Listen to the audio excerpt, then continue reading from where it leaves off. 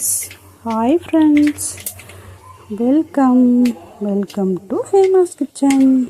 இப்போ நம்ம தட்டைப்பயிறு சாப்பாடு பார்க்க போகிறோம். ஒரு அடுப்பில் குக்கர் வச்சுக்கோங்க. எண்ணெய் ஊற்றிட்டு கடுகு போட்டுக்கோங்க. போட்டுட்டு சோம்பு போட்டுக்கோங்க.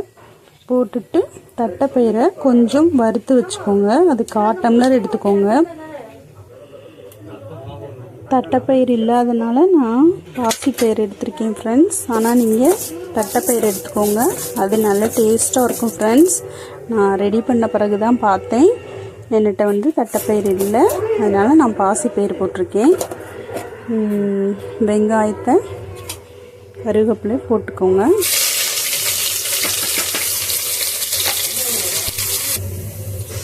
வெங்காயம் நல்லா வதங்கிட்டுருக்கு ஃப்ரெண்ட்ஸ். வதங்கிட்டுருக்கட்டும். அந்த சமயத்தில் நம்ம 2 தக்காளி வெட்டி வச்சுக்கலாம். வெட்டி வச்சுருக்கேன். இஞ்சி பூண்டு பேஸ்ட்டு சேர்த்துக்கலாம் ஃப்ரெண்ட்ஸ். சேர்த்துட்டு நல்லா இதை வதக்கி விட்டுறலாம். வதக்கி விட்டுட்டு இதுக்கு அரிசி பார்த்திங்கன்னா நான் ரேஷன் அரிசி தான் எடுத்திருக்கேன். நல்லா டேஸ்ட்டாக இருக்கும் ஃப்ரெண்ட்ஸ். நீங்களும் ட்ரை பண்ணி பாருங்கள். உங்களுக்கு ரேஷன் அரிசி பிடிக்கல அப்படின்னா நீங்கள் கடை அரிசி கூட யூஸ் பண்ணிக்கலாம், ஓகேங்களா? எனக்கு ரேஷன் அரிசியில் இந்த சாப்பாடு செஞ்சு சாப்பிட்றது ரொம்ப பிடிக்கும். என் குழந்தைகளும் நல்லா சாப்பிடுவாங்க, விரும்பி சாப்பிடுவாங்க. அதனால் நான் செய்கிறேன் ஃப்ரெண்ட்ஸ். தக்காளி ஆட் பண்ணிக்கலாம் ஃப்ரெண்ட்ஸ். நம்ம வீட்டில் யூஸ் பண்ணுவோம்ல, அந்த குழம்பு பொடியே போதும் ஃப்ரெண்ட்ஸ். அந்த பொடியில் உங்களுக்கு தேவையான அளவு நீங்கள் போட்டுக்கோங்க. நாங்கள் மொத்தமாக தான் அரைச்சி வச்சுருக்கோம், அதை நான் சேர்த்துக்கிறேன்.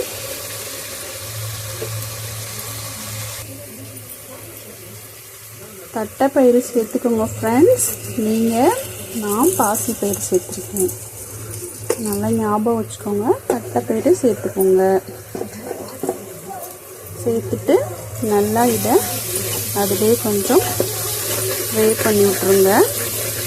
ஃப்ரை பண்ணிவிட்டு இந்த ரேஷன் அரிசியை நான் ஆட் பண்ணிட்டேன் ஃப்ரெண்ட்ஸ். நல்லா கிளறி விட்டுக்கோங்க.